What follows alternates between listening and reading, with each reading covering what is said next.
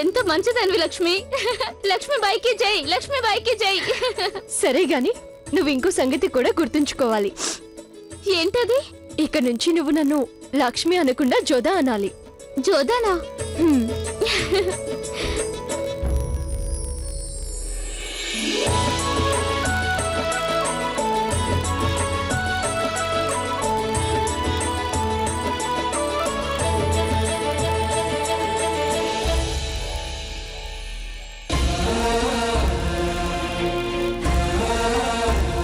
వెళ్ళకండి జోధా బేగం, వెళ్ళకండి, వెళ్ళకండి. నన్ను క్షమించండి షహిన్షా, కానీ నేను మాత్రం మీతో ఉండలేను. నేను ఇప్పటికే అన్ని కష్టాలు అనుభవించేశాను. మిమ్మల్ని నేను క్షమించడం ఒక్కటే తరువాయి. ఇక నా జీవితాన్ని నేను మీతో కలిసి జీవించలేను.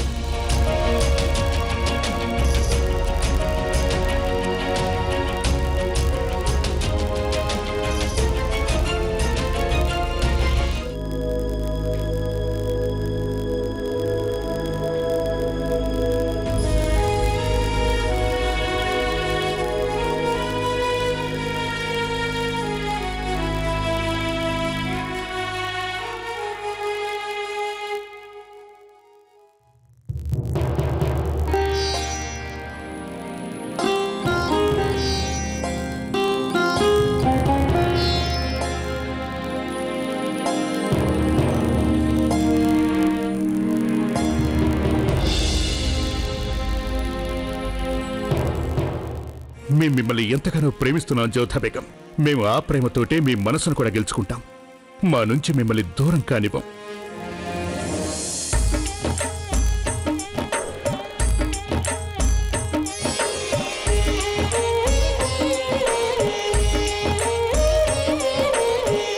మహారాజ్ గారు యువరాణి జోదాతో పాటు ఏం చేస్తున్నారు? నిజంగా?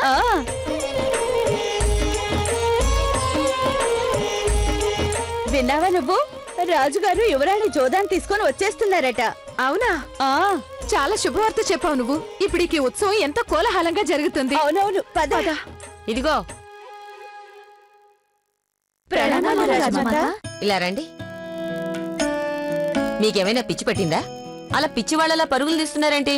మహారాజు గారు జోదా గారితో ఏ క్షణంలో అయినా ఇక్కడికి చేరుకుంటారు. అవునా? ఇది నిజంగానే శుభవార్త. ఇందా అందుకో కానుక. మా జోధ క్షేమంగా తిరిగి వస్తుందంటే అదంతా దేవాది దేవుడైనా ఆ మహాదేవుడు ఆ పార్వతీ మాతల దయవల్లే. ఈ శుభవార్తని నేనే స్వయంగా వెళ్లి మైనావతికి చెప్తాను. మైనావతి, మైనావతి. అత్తయ్య, బయట ఆ హడావిడేంటి? ఆనందనాదమది.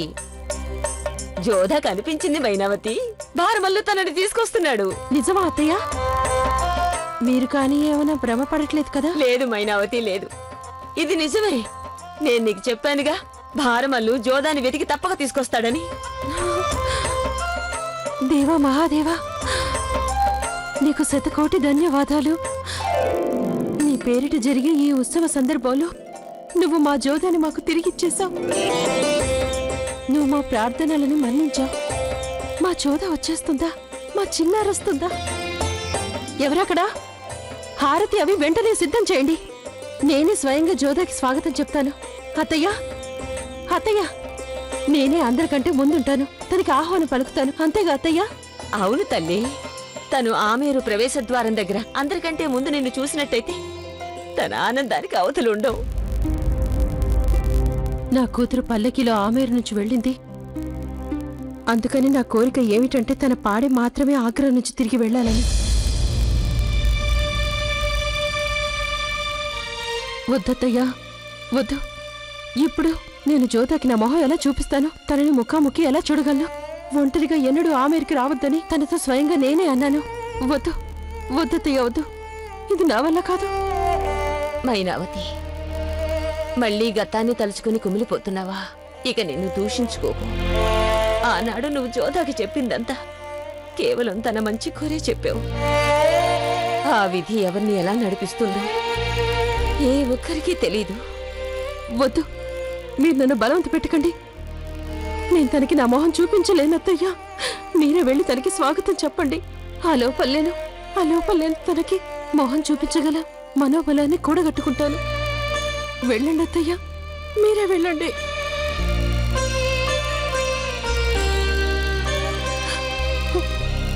మా జోద వచ్చేస్తుంది. మా జోద మాకు దక్కింది. జోద,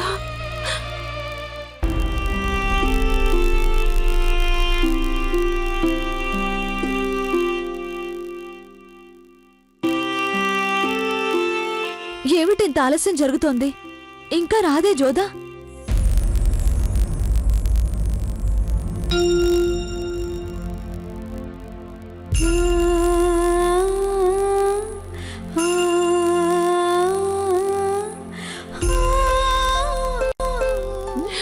నేను నా కూతురికి స్వాగతం కూడా చెప్పలేకపోతున్నాను. అందుకు నేనే కారకురాలే. నేను తనకి అనవసరమైన ఆదేశాలు ఇవ్వడం నా తప్పు. దాని ఫలితంగా శిక్ష తాను అనుభవించింది. ఇప్పుడు నేను పశ్చాత్తాపంతో బాధపడాల్సి వస్తుంది. నేను అనుభవించాల్సిందే.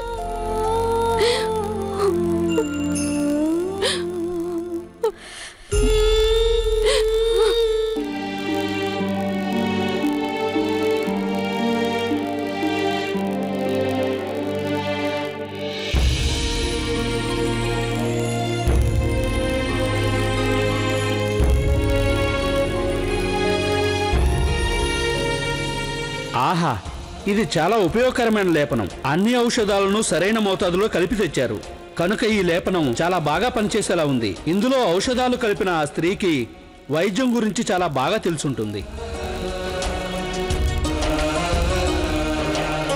ఆశ్చర్యకరమైన విషయం ఏంటంటే ఆ వితంతువుతో పాటుగా మీరు లక్ష్మిని, షహనాజ్ని కూడా రక్షించారు. ఆ లక్ష్మి మీ గాయాలకి లేపనం కూడా పంపించింది.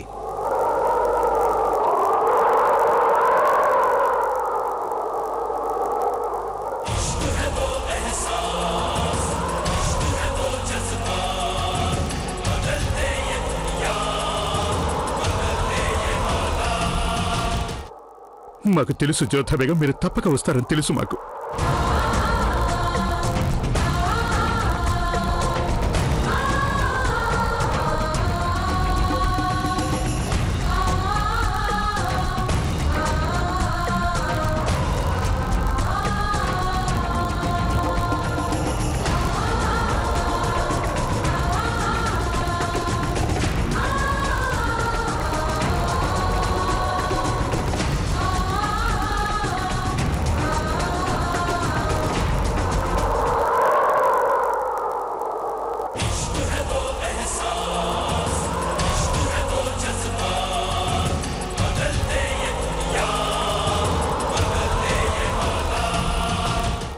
మాకు తెలుసు జోధా బేగం, మీరు తప్పక వస్తారని తెలుసు మాకు.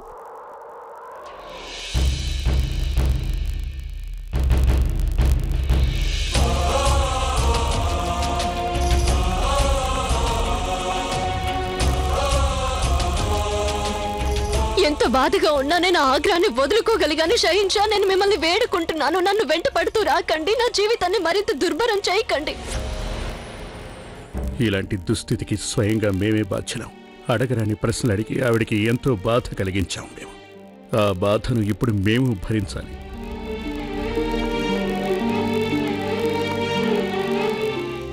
అందరూ జాగ్రత్తగా వినండి. యువరాణి జోదా గారు ఏం చేస్తున్నారో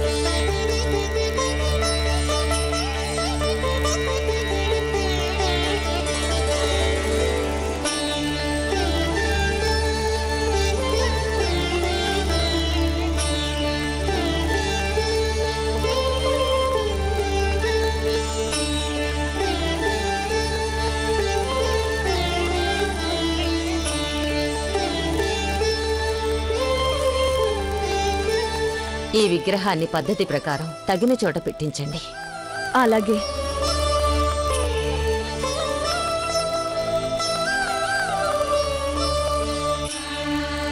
జోధా, నా చిన్నారి,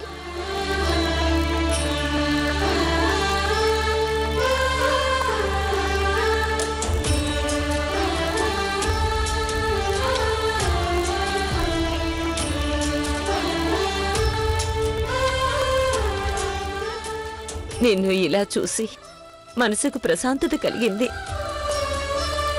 అది నిన్ను చెప్పలేను కూడా. ఎక్కడికి వెళ్ళిపోయావు నువ్వు? అసలు మేమెవరం నీకు జ్ఞాపకమే రాలేదా?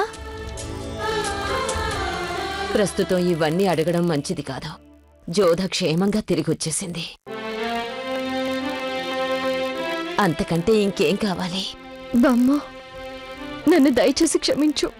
ఆ సమయంలో నా మనసులో ఎంత కలవరం కలిగిందంటే కృష్ణుడి శరణి కోరడం తప్ప నాకు వేరే దారి తట్టలేదు. జోధా, అంత మాట అనుకు తల్లి. నువ్వేదో ఒంటరి దానివని ఎన్నడూ అనుకోకు. నీ కుటుంబంలో ప్రతి ఒక్కరూ సదా నీకు తోడుగా ఉంటారు. బామ్మ, అమ్మ కనిపించటం లేదే? అమ్మ నీకోసం లోపల ఎదురు చూస్తోంది. అమ్మని వెంటనే కలుసుకోవాలి. చూడు, ఈవిడ పేరు షహనాజ్. ఈవిడ్ని గదికి తీసుకువెళ్ళండి. అరే, నువ్వేం దిగులు పడకు. ఈ దాసీలు కూడా నాలాగే నిన్ను బాగా చూసుకుంటారు.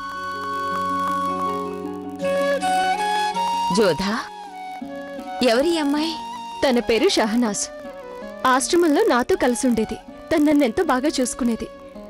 ఇప్పుడు తను నాతో పాటుగా ఇక్కడే ఉంటుంది. పద జోదా, లోపలికి వెళ్దాం.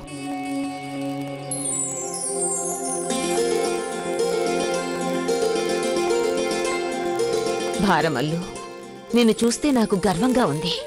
నాకు తెలుసు నువ్వు జోదాని క్షేమంగా తీసుకొస్తావని. అమ్మా, జోదా, చిరంజీవ,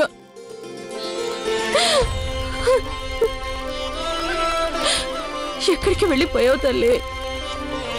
ఎలా ఉన్నావమ్మా? అమ్మా, నాకు నీ మీద కోపంగా ఉంది. నువ్వు సింహద్వారం దగ్గరికి ఎందుకు రాలేదు? అవును, నేను రావాలని అనుకున్నానమ్మా. కానీ ఏ మొహం పెట్టుకుని వస్తాను? ఏ నోటితో నిన్ను ఆ మేరికి ఎన్నడూ రావద్దని అన్నానో ఆ నోటితోనే నీకు నేను స్వాగతం ఎలా పలకగలను తల్లి? నీకు తెలియదు జోదా, నీకోసం దిగులుతో, నీ గురించి బెంగతో నేను ఒక్కొక్క క్షణం ఎలా గడిపానో నీకు తెలియదు జోదా. నా వల్ల పెద్ద పొరపాటే జరిగింది జోదా. నువ్వు నన్ను క్షమించు తల్లి. నా వల్ల నీకు అపకారం జరిగింది. నేను చాలా చెడ్డ తల్లిని, ఎంతో చెడ్డ తల్లిని నేను. చాలమ్మా, ఇంకొక మాట కూడా మాట్లాడొద్దు. నా తల్లి గురించి, నా తల్లి చెడుగా మాట్లాడినా నేను వినలేను.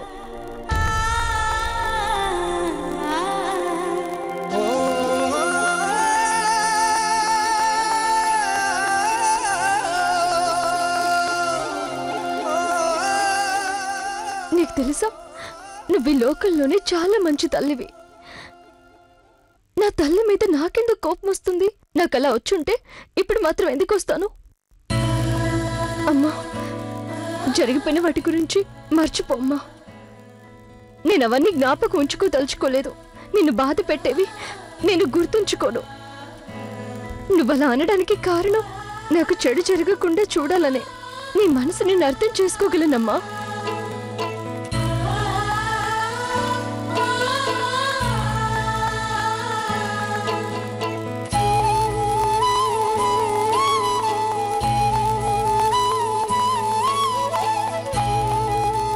అయిందా తల్లి కూతుళ్ల కలయిక? మైనావతి, నేనేం చెప్పాను నీకు? మన జోదా మనసు ఎంతో సున్నితమైనదని. అందుకే తను ఒక్క క్షణం కూడా నిన్ను దూరం చేసుకోలేదు. పైగా ఇప్పుడు నువ్వు తన చెంతనే ఉన్నావు. నిన్ను తను ఎలా కాదంటుంది? మన జోధా తల్లి తిరిగి వచ్చేసింది. ఇక కన్నీళ్లు కార్చవలసిన సమయం కాదు, ఆనందించవలసిన సమయం. జోధా, నువ్వు కాసేపు విశ్రాంతి తీసుకో. ఈ లోపల నేను నీకు అల్పాహారం, దుస్తులు సిద్ధం చేస్తాను. అప్పుడు మనం తీరిక కూర్చొని పోలేనంత మాట్లాడుకోవచ్చు. మాటల్లో పడి ఇది మాత్రం మర్చిపోకండి, అవతల గౌరీశంకరుల పూజ జరుగుతుంది. అదేలా మర్చిపోతావు అత్తయ్యా? ఆ ఉత్సవం జోదా కనిపించలేదని చెయ్యాలనుకోలేదు. ఇప్పుడది చెయ్యాల్సిందే. అది ఇంకా ఎక్కువ సంతోషంతో జరుగుతుంది.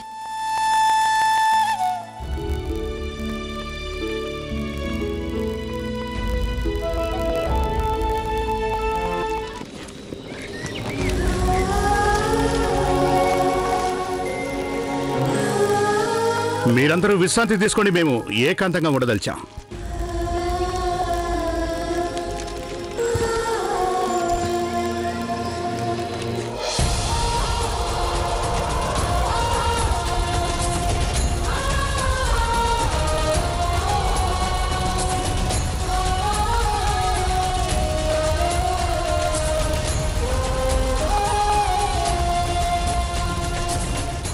ఎంత దిగసారిపోయాం మేము.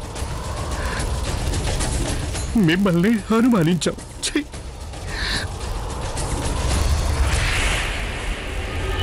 మీ ప్రేమను శంకించి మిమ్మల్ని దూరం చేసుకున్నాం జోధా బేగం.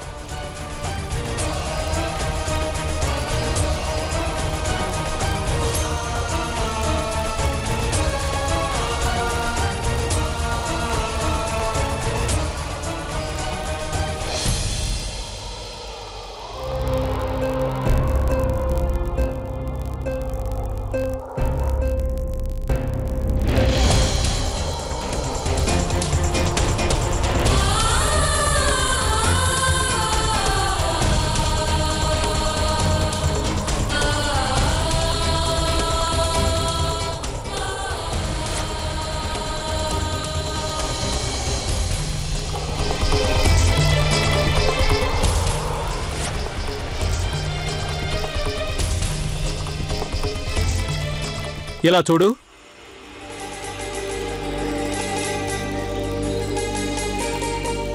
ఇది తీసుకో, తిను. నువ్వు ఎందుకలా బాధపడుతున్నావో నాకు తెలీదు. అందరూ అంటుంటారు కడుపు నిండితే కొంత బాధ అయినా తగ్గుతుందని. నువ్వు నీ భోజనంలో సగం మాకిస్తావు. ఒక వ్యక్తి పూర్తి ఆకలితో ఉండిపోవడం కంటే ఇద్దరి కడుపులు సగం సగం నిండినా మంచిదే అంటారు. ఎవరు నువ్వు? నేను ఒక నిరుపేదని.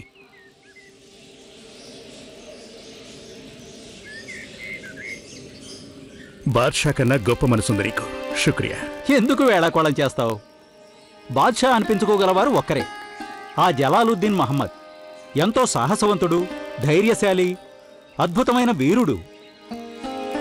వారికి అసలు హృదయమే లేదని అంటూ ఉంటారు, కానీ అది మాత్రం నేను నమ్మను. బహుశా వారికి ఇంతవరకు తన హృదయమే దొరికి ఉండకపోవచ్చు. అలాగే తనకి హృదయం ఉన్నట్టు ఎప్పటికీ అనిపిస్తుందో ఆ సమయానికి వారు తన హృదయాన్ని వేరొకరికి ఇచ్చేసి ఉంటారు.